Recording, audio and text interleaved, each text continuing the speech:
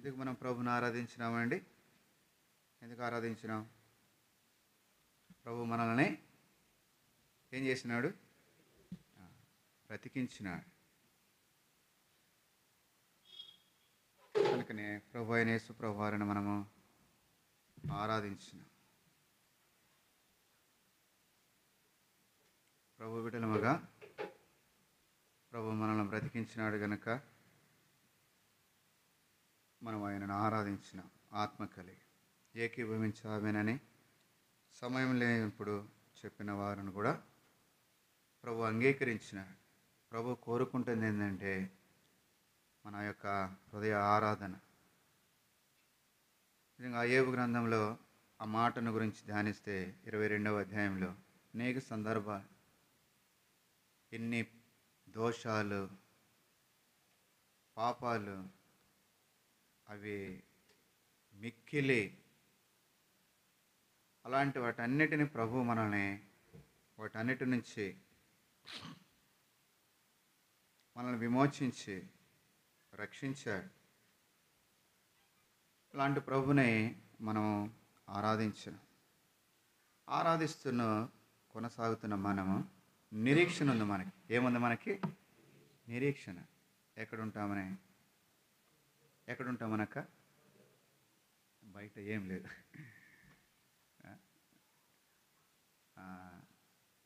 పేతురు ఎక్కడ చూసినాడు? పక్కకు చూసినాడు. ఏమైపోయింది? మునిగిపోయినాడు. మనం కూడా పక్కన చూస్తే ఏమవుతాం? దృష్టి తప్పిపోతుంది. ఆలోచనలన్నీ మనం ఎవరి వైపు చూడాలంట? ఫిబ్రవరి పత్రిక 12వ అధ్యాయంలో యేసు వైపు, ఆయన వైపు చూడాలి. లోకం వైపు చూస్తే అబ్బా ఇంత అందంగా ఉందా అనుకుంటాం, ఇంత బాగుందా, ఊటీ ఇంత బాగుంటుందా, ఊటీ వెళ్తే బాగుంటుందే, చల్లగా ఉంటుందంట, గుర్రం మీద వెళ్ళొచ్చు అనిపిస్తుంది. అవి మనం చూడడం అవసరం లేదు. ఎవరి వైపు చూడాలంట?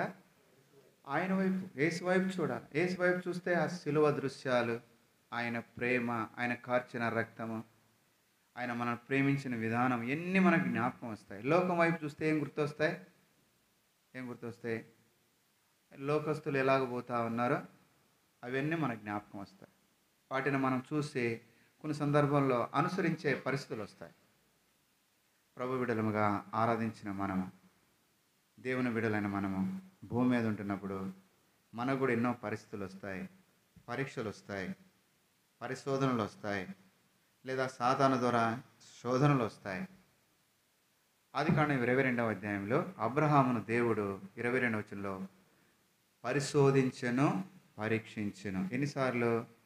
అక్కడికి వచ్చేలేకి 22వ అధ్యాయంలో 10వసారి. అది దేవుడు పరిశోధించిన ఎట్లా కనపడినాడంట? శుద్ధ సువర్ణముల వలె దేవునికి కనబడినాడు. దేవునికి అట్లా కనబడినాడు అబ్రహాం.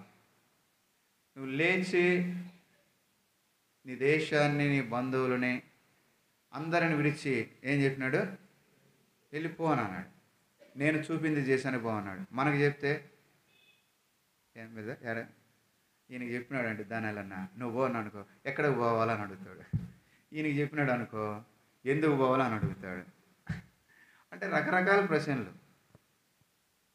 అంటే వీళ్ళిద్దరు నా గురించి ప్లాన్ చేస్తున్నారు కనుక వీళ్ళకి చెప్తున్నాడు. ప్రశ్నలు వేస్తారు. ఆయనకు ఎందుకు చెప్పినాను రా వీళ్ళిద్దరికని ఆయనకు అర్థం కాదు. మనం కూడా ఎన్నో ప్రశ్నలు వేస్తాం ప్రభుని. ఏం ప్రభా ఇదేందుకు చేయమంటున్నావు? అది కాదు ప్రభా, ఇట్లా ఉంటే బాగుండనని మన ప్రభుకే ప్రశ్నలు వేస్తాం. ఇట్లా ఉంటే బాగుండను కదా, ఇట్లా ఉంటేనే బాగుండను కదా అని. అయితే దేవుడు ఎన్నిసార్లు పరిశోధించినా ఆయన ఏం చేసినాడంట? దేవునికి అమూల్యమైన వాడుగా కనపడినాడు. ప్రభు మనల్ని పరీక్షిస్తే, మనల్ని పరిశోధిస్తే కనుక నేను చెప్పినాడు యోబు గురించి, భూమి మీద ఒక అతను ఉన్నాడు. అతను ఎలాంటి వాడు? యథార్థవంతుడు, న్యాయవంతుడు, చెడుతనమును అట్లాంటోడు అని. అంటే నువ్వు అన్నీ ఇచ్చావు అన్నాడు.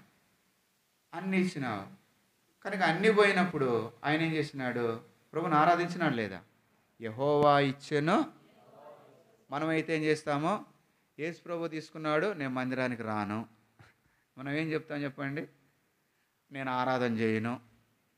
నేను బైబిల్ పట్టణానికి రాను, సంఘ ప్రార్థనకు రాను, సువార్తకు రాను. అయితే ఆ భక్తుడు ఏం చెప్పినాడు? అది ఎట్లా వచ్చింది? సాతాను ద్వారా శోధన వచ్చింది. ఏవుకి ఎలాంటిది వచ్చిందంట? దేవుడేమో అబ్రహాంని ఇక్కడ పరిశోధించాడు, పరీక్షించాడు. వాటన్నిటిలో కూడా నిలబడేదానికి దేవుని కృప ఇచ్చినాడు అబ్రహాంకి. అయితే ఏవు జీవితంలో ఆయన బాగున్నాడని ఏవు ఏం చేసినాడంటే చూసి వారవలేక ఏం చేసినాడు? నువ్వు అన్నీ ఆయనకి ఇచ్చేసావు కదా, అన్నీ ఆయనకి ఇచ్చేసావంటే ఏమి ఇచ్చేసాను? పిల్లల్ని తీసేసుకోపో, ఆస్తిని తీసేసుకోపో, బంధువులను తీసుకోపో, నెరవలను తీసేసుకోపో, స్నేహితులను తీసేసుకోపో. అక్కడ రాయబడతా ఏపు గ్రంథం 16వ అధ్యాయం, మీరందరూ బాధకే కర్తలే కానీ ఆదరణ ఒక్కరు కూడా ఆదరించేవారు లేదు. ఆయనను ఎట్లాగా ఉన్నాడంట? నేను ఆయన కొరకై కనిపెట్టినా. ఎవరి కొరకు కనిపెట్టుకున్నాడు? దేవుని కొరకై కనిపెట్టుకున్నాడు ఏపు. అంటే సాతాను ద్వారా శోధన వచ్చినా కూడా ఎవరి కొరకు కనిపెట్టుకున్నాడు? దేవుని కొరకై కనిపెట్టుకున్నాడు. అబ్రహాము దేవుడు పరీక్షించిన 10 సార్లు దేవునికి శుద్ధ సువర్ణములే కనపడినాడు. ప్రభు ఏది చెప్తే అది చేసినాడు. మనకి ఏదైనా చెప్తే మనం ఏం చేస్తాం? అక్క మీ పెళ్ళయిందక్క, ఈ అక్క వాళ్ళ భర్త, అమ్మా అది వద్దు, మనం బొమ్మనా చీరలకు వద్దు, ఇక్కడ పోయి గల్లీలో చిన్న షాప్ నడకపోతే అంటే పోతాపా, మా అమ్మని తీసుకొని పోతా, నేను ఢిల్లీ బజార్కి పోతానంటది. ఆశ ఎట్లా ఉంటుందంటే, ఇప్పుడు చెప్పు ఎక్క నువ్వు వింటావు మాట? ఇక్కడ బాగా బైబిల్ చదివితే సంతోషం, చదవాలా. నేను బోధించటం కాదండి, అనుసరించటం ముఖ్యం. వినుట ద్వారా ఏమొస్తుందంట? నేను చెప్పేది ఏంటంటే, మనం ఆరాధన చేస్తూ ఉంటే ప్రభు సంతోషిస్తాడు. మనం బైబిల్ చదువుతూ ఉంటే ప్రభు మహిమ పొందుతాడు. క్రియారూపకంగా మనం జీవిస్తే ప్రభు ఏం చేస్తాడంట? మహిమ పొందుతాడు. క్రియారూపమైన జీవితమే క్రైస్తవ జీవితం. క్రైస్తవ జీవితం ఎలాంటిది? క్రైస్తవ జీవితం మీరు బాగుపడండి. ప్రజలకు ఎంతో ఆనందం, క్రైస్తవ జీవితం సౌభాగ్య జీవితం. ప్రభు ప్రజలకు ఎంతో ఆనందం. కష్టములు వచ్చినా నష్టములు వచ్చినా, కష్టములు వచ్చినా నష్టములు వచ్చినా యేసు ప్రభువే.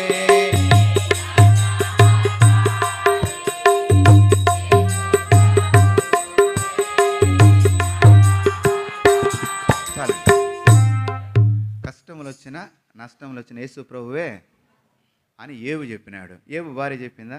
అక్కడ మీరు చెప్పాలి. మీ మీద మాకు బాగా దృష్టి ఎక్కువ, కాల్చేది మీరే, కట్టేది మీరే.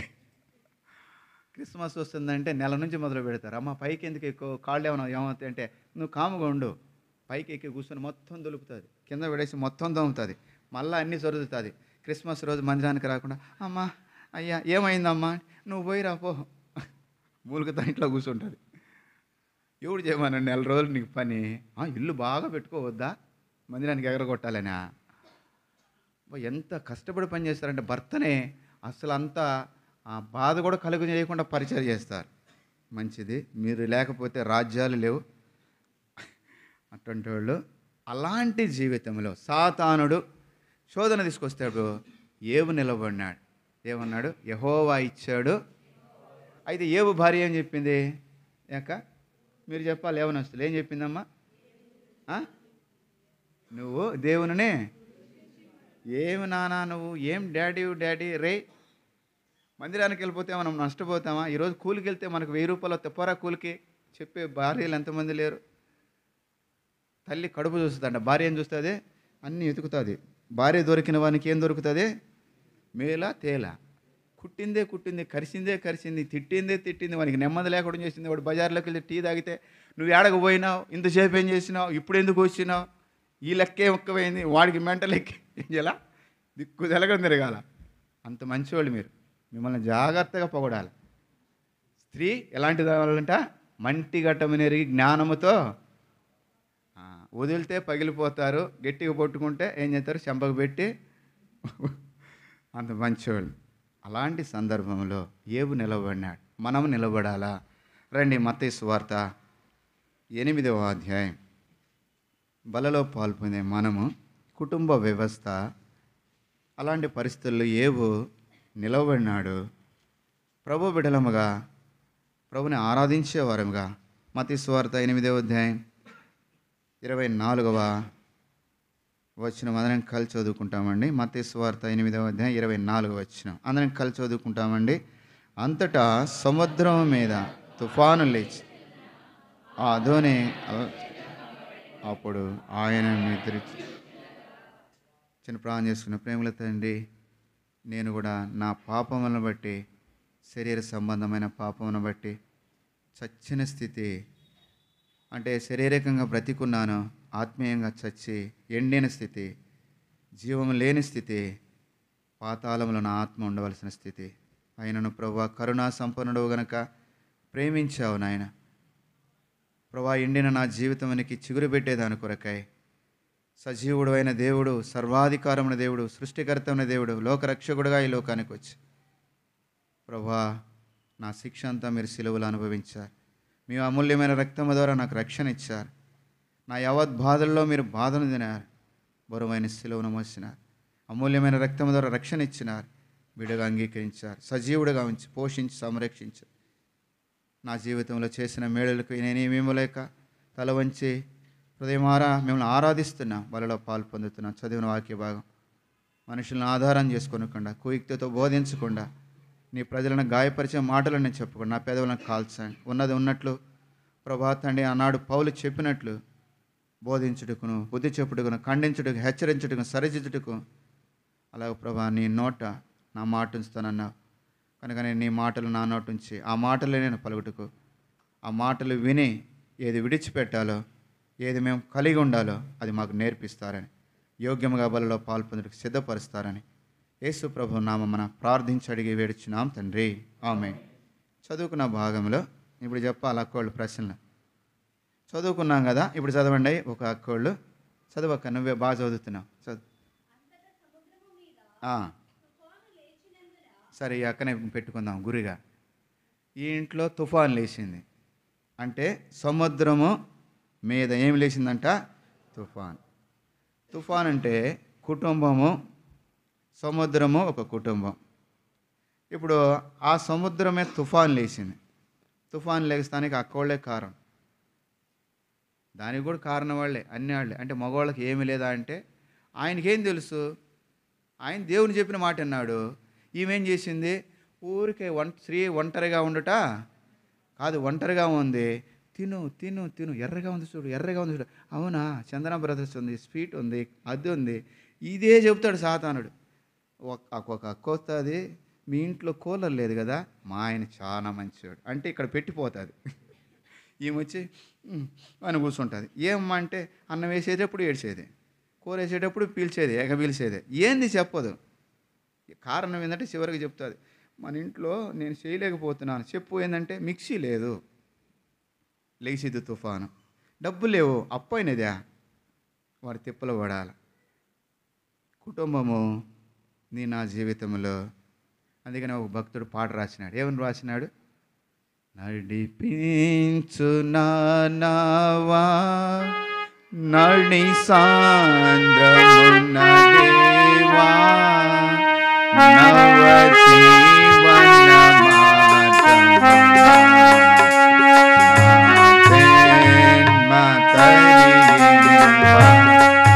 సముద్రాన్ని ఎదొచ్చు అంట. ఏమి ఎదొచ్చు? సముద్రాన్ని ఆయన ఎదొచ్చు. ఏం చేయలేము. ఏక ఎన్ని తిప్పలు పెడుతుందో పాపం వాళ్ళ భర్తన అక్క.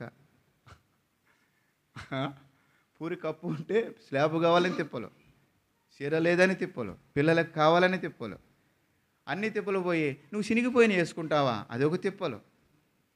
నెమ్మదిగా ఉంచరు అక్కోళ్ళు, మంచివాళ్ళు కాదు, చాలా మంచివాళ్ళు. లెగుస్తాయి తుఫాను, లెగుస్తాయి తుఫాను, లెగుస్తాయి. అయితే ఏవు తన జీవితంలో తుఫాను లేచినందున, తుఫాను లేచినప్పుడు వాళ్ళు ఎక్కడికి వెళ్ళినారు అంటే యేసు ప్రభు శిష్యులే 25వ వచనం. ఎక్కడికి వెళ్ళినారు? ఎక్కడికి వెళ్ళినారు? వారు ఆయన యొద్దకు వచ్చి. తుఫాను వచ్చినప్పుడు ఎక్కడికి వచ్చినారు చెప్పండి? వారు ఆయన యొద్దకు వచ్చి ఎక్కడికి వచ్చినారు? దేవుని యొద్దకు వచ్చినారు. ఇప్పుడు తుఫాన్లు వచ్చినప్పుడు, ఇంట్లో కొట్లాట్లు వచ్చినప్పుడు సమస్యలు వచ్చినప్పుడు ఎక్కడికి పోవాలా మనము? ఎక్కడికి పోవాలా? దేవుని ఇంటికి రావాలా. దేవుని ఇంట్లో ఎవరున్నారో వారు ఎక్కడ పరిచయం చేస్తున్నారో వారి ఎద్దుకు రావాలా. మనమే తుఫాను రేపామనుకో ఇప్పుడు ఎట్లా ఉంటుంది? తుఫాను రేగింది, ఇంట్లో తుఫాను రేగింది, ఇంట్లో తుఫాను ఎట్లా రేగుతుంది? అది శనివారం నుంచి స్టార్ట్ అవుతుంది. సాతాను పని అదే. లేదా బంధువులు వస్తారో, లేకపోతే అక్క ఏదైనా సమస్య వస్తుందో, అక్క వాళ్ళైనా అందరిని అంటామంటే అక్క వాళ్ళు బాగా ఓపిక గలవాళ్ళు. ఒక ఎముక ఎక్కువ అంట. ఏడొక బిందు పెడుతుంది, ఏడొక బిందు పెడుతుంది, ఏడొక పెడుతుంది, ఏడొక పెడుతుంది, 4 మోసుకుపోతుంది. మగవాళ్ళని బింది తీసుకురాని మా ఇంట్లో అని చెప్తే ఒక బింది తెచ్చి అమ్మా ఏమంటే శాశ్వ మొయ్యలేము. 4 బిందులు మోస్తారు వీళ్ళు. 4 బిందులైనా అవలేలుగా మోస్తారు అక్కవాళ్ళు.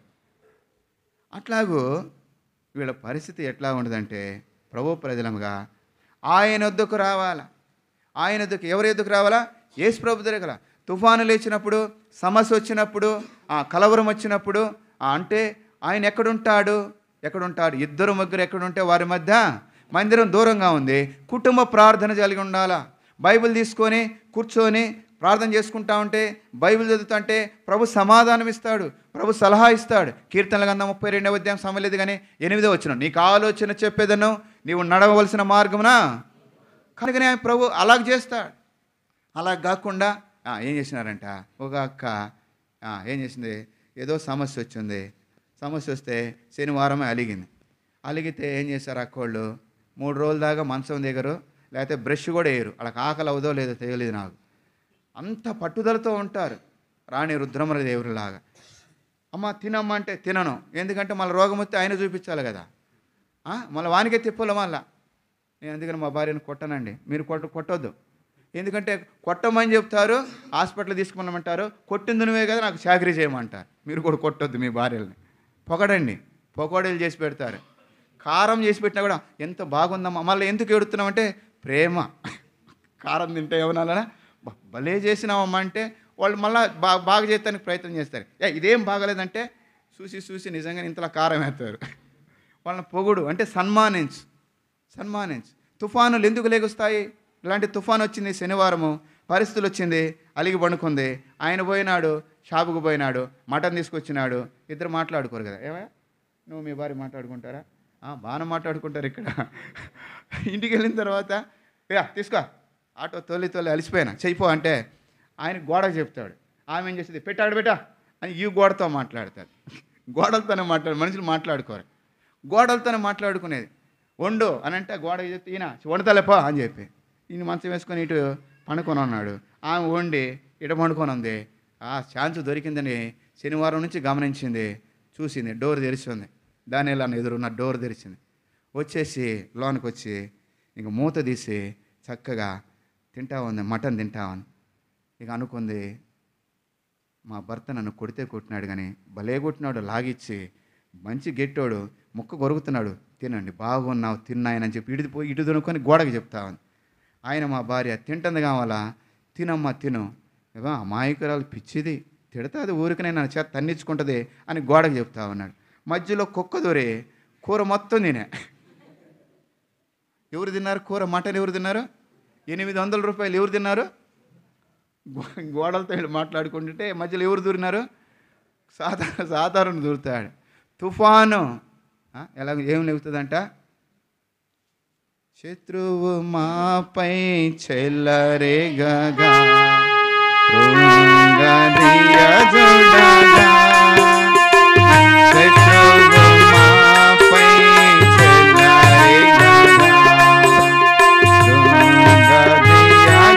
అప్పుడే కుటుంబముగా కూర్చోబెట్టు, నీ భర్తను కూర్చోబెట్టు, నీ భార్యను కూర్చోబెట్టు, నీ పిల్లలను కూర్చోబెట్టు, వారు ఆయన యుద్ధకు రాగా అనే మాట జ్ఞాపకం చేస్తున్నా.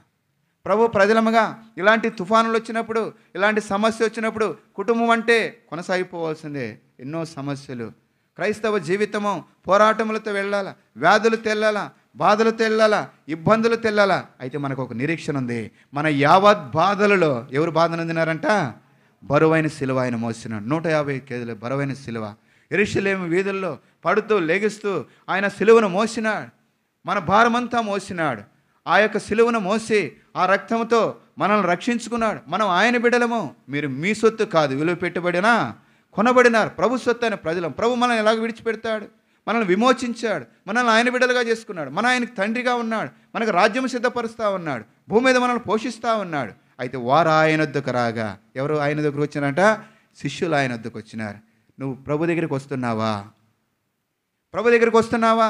వార కూడికలకు వస్తున్నావా? ఆదివారం వచ్చి ఆరాధన చేస్తున్నావా? మందిరంలో పరిచయం చేస్తా ఉన్నావా?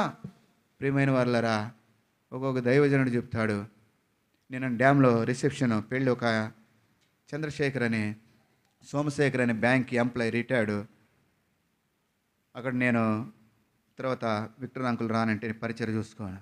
ఆయన చెప్తాడు, ఆయన ఒక ప్రభుని ఒక మాట అడిగినంట, ప్రభా నా ఆశ ఒకటే ప్రభా, నీ మందిరంలో వాచ్మెన్గా ఉండాలని. దావీదు ఆ మాట అన్నాడు, నీ ఆలయంలో నేనేందనట నీ ప్రసన్నతను చూడాలని ఒక వరం అడుగుతున్నానన్నాడు. కనుక యెరూషలేము ప్రేమించేవారు కనుక నేను మందిర విషయమై, పరిచర్య విషయమై, ప్రభు విషయమై నీ నా జీవితంలో ఆయన యొద్దకు రాగానే మాట జ్ఞాపకం చేస్తున్నా. ఇలాంటి తుఫానులు వస్తాయి, ఇలాంటి సమస్యలు వస్తాయి, ఇలాంటి పోరాటాలు వస్తాయి, వ్యాధులు వచ్చినప్పుడు, బాధలు వచ్చినప్పుడు, పిల్లలకు ఫీజులు వచ్చినప్పుడు, ఇంటి సమస్య వచ్చినప్పుడు, తుఫాను వచ్చినప్పుడు, ఇక మనం తట్టుకోలేక సమస్యలు రేగుతూ ఉంటాయి, ఇంట్లో కలవరం వచ్చినప్పుడు, అప్పుడు ఎక్కడికి రావాలంట? ప్రభు యొద్దకు రావాలా. నా యొద్దకు వచ్చేవారు నేనెంత మాత్రమును ప్రభు త్రోసివేయడు సుమా. ప్రభుని ఎరిగినని చెప్పి బైబిల్ పెట్టుకుంటున్నావు, ఆ బైబిల్ పట్టుకున్నా నువ్వు బైబిల్ తీసి చదువు, కనుక దినపాఠం చదువు, ప్రార్థన చేసుకో. నీ భర్త దూరంగా ఉంటే, లేదా నీ భర్త అలసిపోయి ఉంటే, రూతు బోయాజు పాదముల దగ్గర రాత్రి గడిపింది. ఆమె ఒడి నింపబడింది, ఆశీర్వదించబడి వెళ్ళింది, పెళ్లి కుమార్తెగా సిద్ధపడినది. రాత్రంతా బోయాజు కాళ్ళ దగ్గర ఉంది. ప్రభు బిడలమగా ప్రభు పాదముల దగ్గర యాకోబు దేవునితో, నీవు నన్ను ఆశీర్వదిస్తేనే తప్ప నిన్ను పెనుగులాడినాడు. పోరాటములను బట్టి కృంగిపోతున్నావా? ప్రభు పాదములు పట్టుకో. ప్రభువా నాకెవరున్నారు నాయన, నాకెవరున్నారు? తుఫాను ఆపేది ఎవరు? తుఫాను రేగింది, అయితే గాలి ఆయన సృష్టించాడు, సముద్రం ఆయనది, సముద్రానికి ఆయన ఆదికాండం 1వ అధ్యాయం 10వ వచనంలో సముద్రముకు పేరు పెట్టినాడు. సముద్రం ఆయన మాట వింటుంది. ఇర్మియా గ్రంథం 5వ అధ్యాయం 22వ వచనంలో ఇసుకకి, సముద్రానికి ఇసుకకు హద్దు పెట్టినాడు. అలలు వచ్చినా, పొంగులు వచ్చినా, తెప్పలు వచ్చినా, సముద్రం అలలు ఎగిసెగిసి పడతాయి, అవి మనం మునిగిపోతాం అనుకుంటాం. ఎన్ని వచ్చినా ఆ హద్దులు దాటి అలలు బయటికి రావు. గుర్తుపెట్టుకో, ఎన్ని సందర్భంలో హద్దులు మీరుతున్న కుటుంబాలు ఉన్నాయి, రోడ్డున పడుతున్న కుటుంబాలు ఉన్నాయి. భార్య హద్దు లేకుండా ప్రవర్తిస్తూ ఉంది, భర్త మీద తిరుగుబాటు చేస్తుంది, భర్తని ఖండిస్తూ ఉంది, కనుక ఇంట్లో సామాను విసిరేస్తూ ఉంది, తుఫానులు రెగుస్తూ ఉన్నాయి, భర్త భార్య మీద, పిల్లల తల్లిదండ్రుల మీద హద్దులు మీరుతూ ఉన్నారు. అయితే సముద్రానికి హద్దు నియమించినాడు. హద్దులు సముద్రము ఇసుక హద్దులు దాటట్లా. చదవండి మాట, ఇర్మియా గ్రంథం 5వ అధ్యాయం 22వ వచనం. సముద్రము దాటలేకుండానట్లు ఎంత పొర్లినను, ప్రబలలేకయు ఎంత ఘోషించినను, నిత్య నిర్ణయం చేత దానికి ఇసుకను సరిహద్దుగా నియమించిన నాకు మీరు భయపడరా? భయమైనా లేకపోతుంది. మనం ప్రభు ప్రజలమే, చుట్టుపక్కల అన్యులు ఉన్నారే, మన మాటలు వింటా ఉన్నారే, మన ప్రవర్తన గమనిస్తూ ఉన్నారే. ఎన్ని సందర్భాలు హద్దులు మీరుతా ఉన్నాం. పిల్లలు, యవనస్తులు ఎన్ని సందర్భాలు హద్దులు మీరుతా ఉన్నారు. దేవుడు చూస్తున్నాడని ఎరగక కాలేజీలకు వెళ్ళి, ఉద్యోగాలకు వెళ్ళి, అక్క వాళ్ళు షాపింగ్లకు వెళ్ళి, భర్తలు బయటకని వెళ్ళి, ఎన్ని సందర్భాల్లో హద్దులు మీరుతున్నప్పుడు భార్య బాధించబడి ఎక్కడికి వెళ్ళినామని సమస్యలు. ఎందుకంటే వారు ఆయన యుద్ధకు రాగా ప్రభు యుద్ధకు రాలేకపోతున్నారు. కుటుంబ ప్రార్థన లేకుండా పోతా ఉంది, బైబిల్ చదవలేకపోతా ఉన్నారు. ఆ వాక్యమే కృపా సత్య సంపూర్ణంగా మన మధ్య ఏం చేస్తున్నాడంట? నివసిస్తూ ఉన్నాడు. ఎరగలేకపోతా ఉన్నాం. ఎంతమంది బైబిల్ చదువుతున్నారు? చదువు రాకపోతే ఎంతమంది ప్రార్థన చేస్తూ ఉన్నారు? అయితే దినమును ప్రభుతో ఆరంభిస్తూ ఉన్నావా? ప్రభు నాతో మాట్లాడు, ప్రభు నీతో మాట్లాడుతుంటే దినమంతా కాపాడుతాడు. ఆపదల్లో, అవమానంలో, నువ్వు ఉండే స్థలంలో ప్రభు నీకు శక్తినిస్తాడు. చేయలేకపోతే సహాయం చేస్తాడు. నీ స్వరము వినిపించు ప్రభువా, నీ దాసుడాలకించు. నీ స్వరము వినిపించు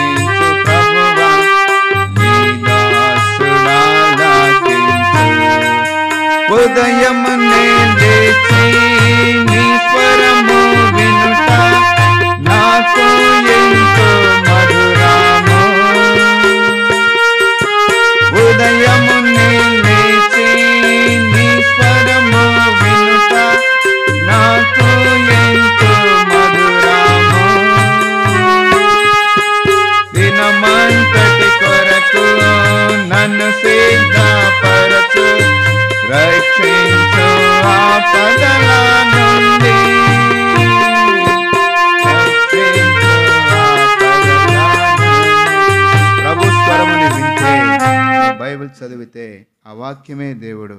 ప్రార్థన చేస్తూ ఉంటే బయటికి నీ భార్య వెళితే, బయటికి నీ పిల్లలు వెళితే అపవాది అనేది ముట్టనీయకుండా ప్రభు కాపాడుతాడు. వారు ఎంతటి వారైనా అవ్వచ్చు. ఆదికాండం 20వ అధ్యాయం అబీమెలెకు రాజు షారా విషయమై రాయబడుతున్న సందర్భాలు చదవండి. 6వ వచనం ఆదికాండం 20వ అధ్యాయం 6వ వచనం. అందుకు దేవుడు అవును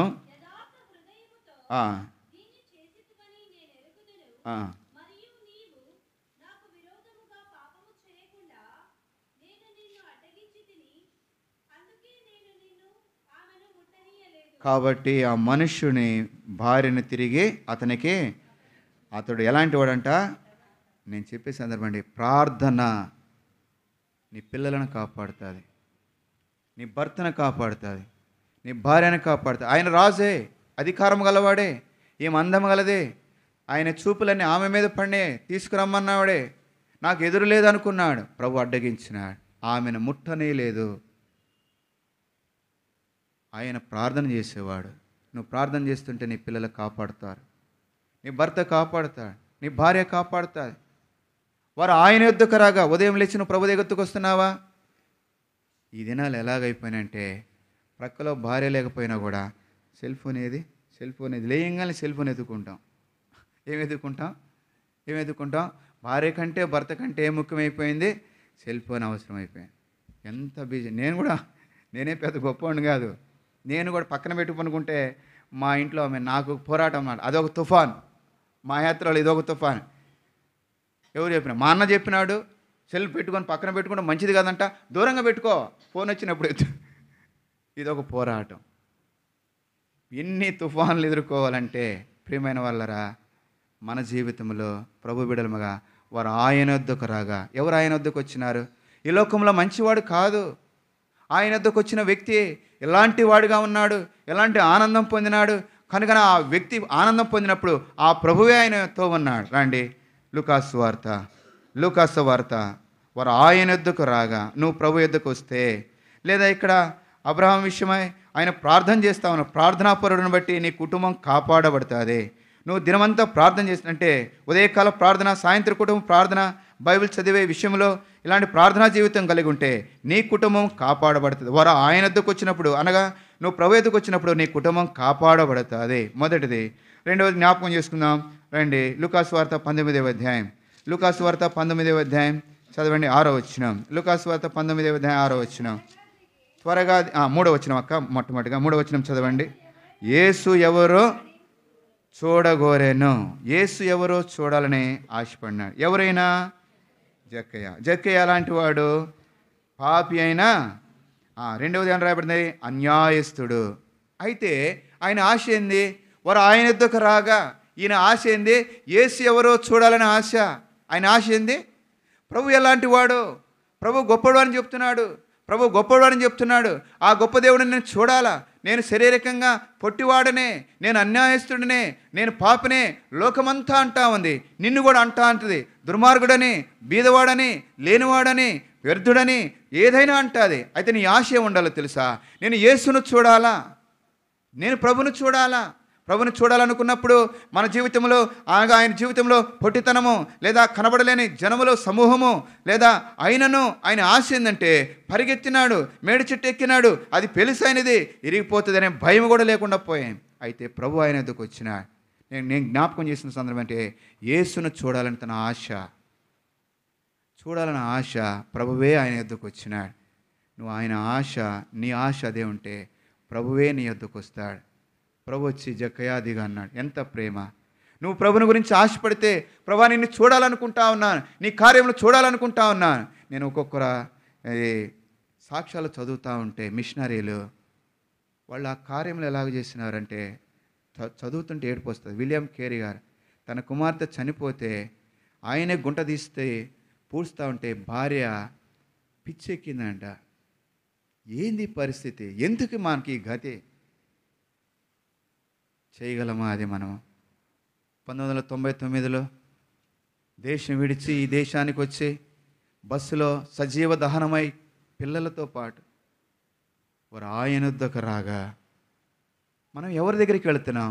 పంచాయతీకి వెళ్తాం, టీవీల దగ్గరికి వెళ్తాం, లోకస్తుల దగ్గరికి వెళ్తాం, ఆయా పరిస్థితుల్లో అక్కడికెక్కడికి వెళ్తా ఉన్నాం. ప్రభు ఎద్దుకు రాలేకపోతా ఉన్నాం. నా ఎద్దుకు వచ్చేవారు నేనెంత మాత్రమును జక్కయ్య ఆశ ఏసు ఎవరో చూడాలని ప్రభువే ఆయన దగ్గరకు వచ్చినాడు. ఈ మధ్యాహ్న కాల సమయంలో బలలో పాల్పొందే నీవు బలలో పాల్పొందుతానని చెప్పి ఇంకా నువ్వు ప్రభు ఎద్దుకు రాలేక, అంటే హృదయపూర్వకంగా రాలేకుండా ఉంటే ఈ దినమైన ప్రభు నిన్ను ఆహ్వానిస్తున్నాడు. నేను అది విశ్వాసనని చెప్పుకొని బలలో పాల్పొందుతున్నానని నీ పూర్ణ హృదయంతో ప్రభు ఎద్దుకు ఇంకా రాలేకపోతున్నావా? ఇంకా లోకానికి సగం స్థానం ఇచ్చి ప్రభుకి సగం స్థానం ఇచ్చి కనుకనే ఇలాగ జీవిస్తున్నావేమో. ప్రభు నిన్ను ప్రేమిస్తూ ఉన్నాడు. ప్రభు అయిన యేసుక్రీస్తు ప్రభువారు ఆహ్వానిస్తూ ఉన్నాడు. ఇదే మిక్కిలి అనుకూల సమయం, ఇదే రక్షణ దినము. ఇంత గొప్ప రక్షణ నీవు నిర్లక్ష్య పెట్టొద్దు. ప్రభు యొద్దకు రా. నువ్వు ప్రభు యొద్దకు వస్తే ప్రభు దగ్గర అన్నీ ఉన్నాయి. ఎలాగున్నాయి? రోమా 8:28 ఏం రాయబడుతుంది? దేవునిని ప్రేమించు వారికి మేలు కొరకై సమస్తమును ప్రేమించినప్పుడు యోబు తన జీవితంలో ఎన్ని శ్రమలు వచ్చినాయి, ఎన్ని తుఫానులు వచ్చినాయి, నేను ఆయన కొరకై కనిపెట్టుకుంటున్నా. ప్రభు బిడలముగా ఈ సముద్రం మీద అనగా సమస్యల్లో ఆయా ప్రతి పరిస్థితుల్లో ప్రభు యొద్దకు వచ్చినప్పుడు రండి. యెషయా గ్రంథం 55వ అధ్యాయం, యెషయా గ్రంథం 55వ అధ్యాయం 3-4 వచనాలు నేను ముగిస్తాను త్వరగా 2 మాటలు చెప్పి.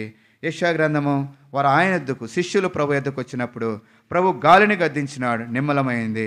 నీ జీవితంలో ఇలాంటి తుఫానులు నీ కుటుంబంలో లెగుస్తూ ఉంటే, సమస్యలు వస్తూ ఉంటే, పోరాటములు వస్తూ ఉంటే, ఇంకా నువ్వు ప్రభు యొద్దకు రాక పంచాయతీల దగ్గరికి వెళుతూ, అన్యుల దగ్గరికి వెళుతూ, ఇంకా బంధువుల దగ్గరికి వెళుతూ నీ జీవితంలో నెమ్మది లేకుండా ఉంటే, మరి జక్కయ్యకు వలె ఆయన యేసును చూడాలనుకున్నాడు. ఈ దినమైన తీర్మానం చేసుకుని నా ప్రభు యొద్దకు వస్తా. యెషయా గ్రంథం 55వ అధ్యాయం 3-4 వచనాలు. చెవియొగ్గి నా యొద్దకు రండి, మీరు విని యెడల మీరు బ్రతుకుదురు. నేను మీతో నిత్య నిబంధన చేసేదను, దావీదునకు చూపిన శాశ్వత కృపను మీకు చూపుదును. ఎంత ప్రేమగల దేవుడు! మీరు నా యొద్దకు వస్తే, అనగా ప్రభు యొద్దకు వస్తే మీరు బ్రతుకుతారు. ఇది నిబంధన, దేవుని నిబంధన. దావీదుతో ప్రభు చెప్పిన మాట, శాశ్వతమైన కృపను నీకు. ఎంత ప్రేమగల దేవుడు! దావీదు ప్రభు దగ్గరకు వచ్చినాడు. ఏ స్థితిలో వచ్చినాడో తెలుసా?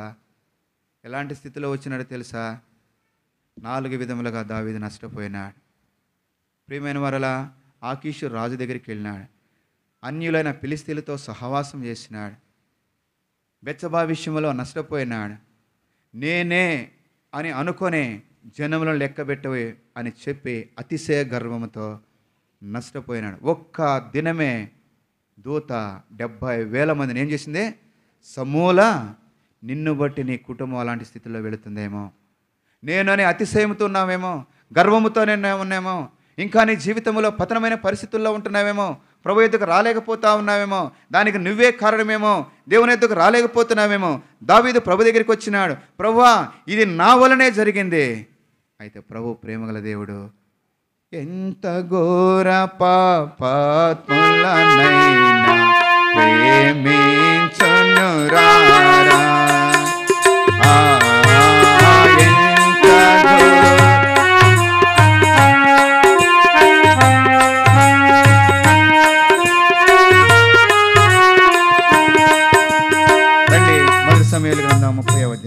మొదటి సమూయేలు గ్రంథం 30వ అధ్యాయం 4వ వచనం చదవండి. 4వ వచనం.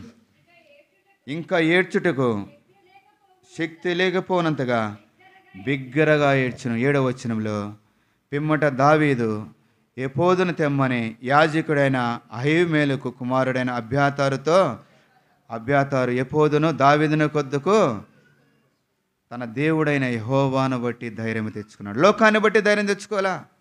అమాలేకులు వచ్చినారు, దండెత్తినారు, భార్యలను పిల్లలని సమూల ఆస్తిని ధ్వంసము చేసినారు. నా యొద్దకు వచ్చేవారిని ప్రభువా నేను నీ యొద్దకు వస్తాను ప్రభువా. తీర్మానము. దేవునిని బట్టి దావీదు ధైర్యం తెచ్చుకున్నాడు. ఈ మధ్యాహ్న కాల సమయంలో ప్రభు బిడలముగా ప్రభు నిబంధనతో కూడిన ఆ రక్తం మన కొరకై కార్చి తన నిబంధన తన భక్తులకు చేసి అది నెరవేర్చినాడు. దావీదుకు చూపిన శాశ్వతమైన కృప ప్రభు మనకి చూపించాలనుకుంటా ఉన్నాడు. దేవునిని బట్టి కనుకనే దావీదు ధైర్యం తెచ్చుకున్నాడు. అబ్యాతోరు చెప్పినప్పుడు ఎపోదును ధరించుకున్నాడు. తరిమిదన తరుము కొల్ల సొమ్మును తెచ్చుకున్నాడు. కోల్పోయిన దానికంటే ఎక్కువని తెచ్చుకున్నాడు. ప్రభు సమకూర్చినాడు. ప్రభు ఇష్టపడతా ఉన్నాడు. నువ్వు ప్రభు యొద్దకు వస్తే గతంలో ఏది నష్టపోయినావో, ఆస్తి నష్టపోయినావా, ఆనందం నష్టపోయినావా, ఆరోగ్యం నష్టపోయినావా, ఈ భూమి మీద ఏది నష్టపోయినావో ప్రభువు నీకు ఇచ్చేదానికి ఇష్టపడుతున్నాడు. అయితే ఒకటి ప్రశ్న, నువ్వు ప్రభు యొద్దకు వచ్చేదానికి ఇష్టపడుతున్నావా? లోకము దగ్గరికి వెళ్ళడానికి ఇష్టపడుతున్నావా? రా కూర్చో ప్రభు దగ్గర, ప్రభు పాదముల దగ్గర కూర్చో. మరి ఆయన గురించి రాయబడుతుంది. ఆమె ఎక్కడ కూర్చుందంట? ఆయనతో కూర్చొని ఆయన బోధ వినుచున్నది. కనుక ప్రేమ అది విలువైనది. ప్రభు యొక్క బోధ వింటా ఉంది. ప్రభు పాదము దగ్గర కూర్చో ఉంది. మార్త విస్తారమైన పనులుగా ఉంది కనుక ఆమెలో ద్వేషం ఉంది కనుక ఆమె పని చేయకుండా సోమరిగా ఉంటుంది అనే నెపాలు వేసేదిగా ఉంటా ఉంది. నేను ఆ జీవితంలో ఈ లోకంలో కూడా నెపాలు వేసేవాళ్ళు ఉంటారు. చేయరు చేసేవాళ్ళని చూసి నెపాలు వేసేవారు అంటారు. మన జీవితంలో ప్రశ్న వేసుకుందాం. ప్రభు పరీక్షించినప్పుడు ప్రభు దృష్టికి పేతురు రాసిన మొదటి పత్రిక 7వ అధ్యాయం శుద్ధ సువర్ణ అమూల్యమైనది అంటే నశించిపోవు సువర్ణము అగ్ని చేత పరీక్షింపబడి కనుకనే అబ్రహాము తన జీవితంలో పరీక్షింపబడినాడు. ఏబు తన జీవితంలో పరీక్షించబడి సువర్ణములు ప్రభు దృష్టికి అలాంటి శ్రమలను సహించి ప్రభు కొరకై జీవించినారు. వారు ప్రభు దగ్గర కనిపెట్టినారు. ఈ శ్రమలన్నీ ఓర్చుకున్నారు, సహించినారు. నువ్వు ప్రభు ఎద్దుకు వస్తున్నావా? ప్రభు పాదముల దగ్గర కనిపెడతా ఉన్నావా? ప్రభు వైపు చూస్తూ ఉన్నావా? శ్రమలను చూసి భయపడుతున్నావా? తుఫానులు చూసి కృంగిపోతా ఉన్నావా? ఆయన ఉన్నాడని ఎరుగు. ఆయన గాలిని గద్దిస్తాడు, అది నిమ్మలమవుతుంది. సముద్రమును ఆయన గద్దిస్తాడు, అవి నిమ్మలమవుతాయి. ప్రియమైన వాళ్ళరా, ఒక సందర్భంలో కైసరు గురించి పౌలు గురించి రాయబడుతుంది. కైసరు సౌలు నువ్వు కైసరు ఎదుటి నిలబడాలా, ఒక్కరైనా చనిపోరు. 276 మంది అనుకుంటా. ప్రభు కాపాడేవాడు తుఫాను వచ్చినప్పుడు. అయితే ఒకటి, ప్రభు ఎద్దుకు రా. ప్రభు ఎద్దుకు వస్తే కాపాడబడతావు. ఇంకా ప్రభు యొక్క విలువ ఎరగకుండా బైబిల్ తెలుసని అంటే ప్రభు ఎద్దుకొట్ట అంటే అబ్రహాము ప్రార్థనాపరుడు. శారాని ప్రభు కాపాడినాడు. ముట్టనే లేదు, దేవుడు అడ్డగించినాడు. రాజుకు భయాన్ని పుట్టించినాడు. నీ పిల్లల విషయమై, నీ ఇంటి విషయమై నష్టపోకుండా ప్రభు కాపాడుతాడు. ఎప్పుడైతే మనం ప్రభు దగ్గర కనిపెడతామో ప్రభు అయిన ప్రభు ప్రతి ఒక్కటి మనకు కాపాడుతాడు. అలా కాదు అని అనుకుంటావా? ఎప్పుడు ప్రభు విడిచిపెట్టాడు సుమా. భయాలు వస్తాయి అంటే గాలి వస్తుంది, తుఫానులు వస్తాయి. గాలి తుఫానులలో నుండి వాచితిని, గాలి తుఫానులలో నుండి వాచితిని, తారాశక్తుల ప్రభావము నుండి, తారాశక్తుల ప్రభావము నుండి, నీ రెక్కల చాటున నన్ను దాచితివయ్యా, నీ రెక్కల చాటున నన్ను దాచితివయ్యా, నీవే ఆశ్రయ దుర్గమైతివి, నీవే ఆశ్రయ దుర్గం. ప్రభువే మనకు ఆశ్రయము. కోడి పిల్లలుంటాయి కనుకనే పిల్లుంటుంది, కుక్క ఉంటుంది, పైన గెద్ద ఉంటుంది. అవి భయం వేసి తల్లి దగ్గరికి పరిగెత్తి తల్లి రెక్కలు దాచి రెక్కల కింద వాటిని భద్రపరిచి ఆ రెక్కల కింద వెట్టుంది, రెక్కల కింద భద్రత ఉంది, రెక్కల కింద క్షేమం ఉంది. తను తినే తల్లి ఆహారం నోట్లో పెట్టుకొని పిల్లలకి పెడతాది. ప్రభువైన యేసు ప్రభువు అంతగా ప్రేమిస్తున్నాడు. ఆయన వద్దకు వస్తే కోడి పిల్లలు తల్లి దగ్గరికి వెళ్ళినట్లు భూ సంబంధమైన పరిస్థితులను బట్టి నువ్వు ప్రభు ఎద్దుకు వస్తూ ఉంటే ప్రభు నిన్ను భద్రపరుస్తాడు, ప్రభు కాపాడుతాడు, ప్రభు క్షేమాన్ని ఇస్తాడు, ప్రభు నిన్ను పోషిస్తూ ఉంటాడు. యోహాను సువార్త 6వ అధ్యాయం 35వ వచనంలో రాయబడుతుంది, నా యొద్దకు వచ్చే వారిని అక్కడ చదవండి. యోహాను సువార్త 6వ అధ్యాయం 35వ వచనం. అందుకు యేసు వారితో ఇట్లనెను, జీవాహారము నేనే, నా యొద్దకు వచ్చేవాడు ఏ మాత్రం ఆకలి కొనడు, నా యందు విశ్వాసముంచువాడు ఆయనందు విశ్వాసముంచు. ప్రభునందు విశ్వాసముంచు. ప్రభా ఏ పరిస్థితి వచ్చినా శిష్యులు ఆయన యొద్దకు వచ్చి, ప్రభా నశించిపోతున్నాం, నువ్వు ఆయన యొద్దకు వచ్చి, ప్రభా ఈ కష్టం వచ్చింది, ఈ సమస్య వచ్చింది, ఈ బాధ వచ్చింది, ఈ తుఫాన్ వచ్చింది, ఈ పరిస్థితులు గుండా వెళుతున్నావు, కుటుంబం ప్రార్థన చేయి, వ్యక్తిగత ప్రార్థన చేయి, బైబిల్ చదువు. ప్రభు అయిన యేసు ప్రభువారు సమస్తమును సృష్టించిన ఆ గొప్ప దేవుడు, ఆయనకు అసాధ్యమైనది ఏదీ లేదు, సమస్తమును ఆయన కలుగజేసిన దేవుడు. నా యొద్దకు వచ్చు వారికి ఏమాత్రం ఆకలిగొనైనడు. నెహెమ్యా గ్రంథంలో రాయబడుతుంది, ప్రియమైన వారలరా, వారి 40 సంవత్సరాల అరణ్యములు వారిని పోషించాడు, వారి వస్త్రములలో పాతగిలలేదు, కాళ్ళు వాపులు రాలేదు. చూడండి నెహెమ్యా గ్రంథము. నీ నా జీవితంలో అలాగూ ప్రభు నిన్ను పోషిస్తాడు, అలాగూ ప్రభు నిన్ను నడిపిస్తాడు. నెహెమ్యా గ్రంథం 9వ అధ్యాయం కూడా చదవండి. నెహెమ్యా గ్రంథము 9వ అధ్యాయం 21వ వచనం. నిజముగా అరణ్యములో ఏమీ తక్కువ కాకుండా 40 సంవత్సరములు వారిని పోషించితివి, వారి వస్త్రములు పాతగిలిపోలేదు, వారి కాళ్ళు వాపు నెమ్మదిచ్చినాడు. నువ్వు ప్రభు యొద్దకు వస్తానికి ఇష్టపడు. ఇప్పుడైనా ప్రేమతో మిమ్మల్ని బ్రతిమలాడుతున్నాను. క్రైస్తవ జీవితం సవాలుతో కూడింది, సమస్యలు వస్తాయి, భయపడొద్దు. యోబు నిలబడినాడు, ఆయన నన్ను చంపినను నేను ఆయన కొరకు కనిపెట్టుకుంటా. సాతానుతో చెప్పినాడు, ఆయన ప్రాణం ముట్టొద్దు, మన ప్రాణం పోదండి, శరీరం చీకిపోని, సమస్యలు రాని, భార్య వెళ్ళిపోని, పిల్లలు లేకపోయినాయి, పరిస్థితులు ఏమైపోయినాయి, ప్రభు సహాయం చేస్తాడు. ప్రభు యొద్ద కనిపెట్టుకో. ఆ దైవజనుడు ప్రపంచాన్ని ఎలాగ మార్చినాడు చెప్పుకుంటున్నాం, అలాగ నిలబడగలుగుతున్నామా? ఒంటరివాడు 10,000 మందిగా చేసినాడు. ప్రపంచాన్ని దేవుడు మార్చే శక్తినిచ్చినాడు. ప్రభు ఆయనకు కృపనిచ్చినాడు. ప్రభు అయితే కనిపెట్టినాడు, ప్రార్థన చేసినాడు, ఎన్ని అద్భుతాలు చేసినాడు, ఎన్ని ఆశ్చర్యాలు చేసినాడు. తెలుసు, వింటాం, అయితే మనం ప్రభు ఎదుకు రాలేం.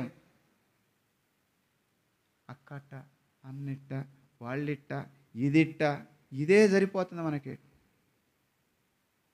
నువ్వు ప్రభు ఎద్దుకు వస్తే వారికి ఏమి ఇచ్చినాడో తెలుసా? రండి, యెహోషువ గ్రంథం 23వ అధ్యాయం. ఆ మాట చదువుకొని బలలో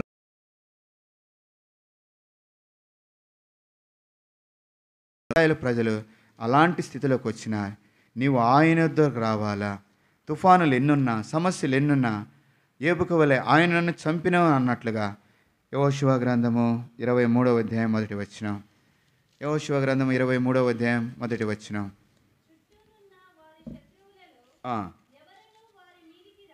ఎవరునూ వారి మీదికి రాకుండా యెహోవా ఇశ్రాయేలులకు నెమ్మది కలుగు చేసిన మీదట అనేక దినములైన తర్వాత యెహోషువ బహు సంవత్సరములు గల వృద్ధుడాయెను. యెహోవా ఇశ్రాయేలుకు నెమ్మది కలుగు చేసినాడు. అనేక దినముల తర్వాత యెహోషువ బహుకాలము గడిచి వృద్ధుడైన కూడా ప్రభు కాపాడినాడు.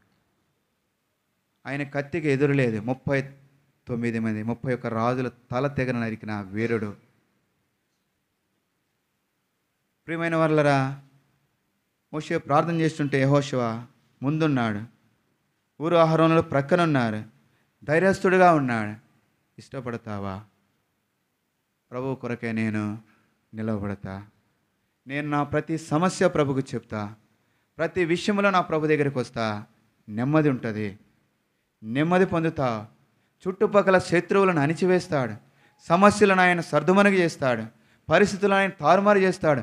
ఆయన ఏదైనా చేయగల సమర్థుడు ప్రభు అయిన యేసు ప్రభువారు. నువ్వు ఆయన వద్దకు రాకుండా ఇంకా నీ జీవితంలో నువ్వు కలవరపడుతూ ఉంటే, ఈ మధ్యాహ్న కాలంలో బలలో పాల్పొందుతున్నావు, నీ కుటుంబంలో తుఫాను లెగుస్తూ ఉంది, అలలు పైకి రెగుతూ ఉన్నాయి, కనుకనే ఓడ అల్లాడుతూ ఉంది, తినే సరుకులు పాడేసుకునే పరిస్థితులు, ఆ ఓడలో ఉన్నవారు చనిపోతామనే భయంలోని పరిస్థితులు. అలాంటి స్థితిలో ఉంటే వారు ఆయన వద్దకు రాగా, ఎవరి వద్దకు రావాలా? మనం ఎవరి వద్దకు రాగాల?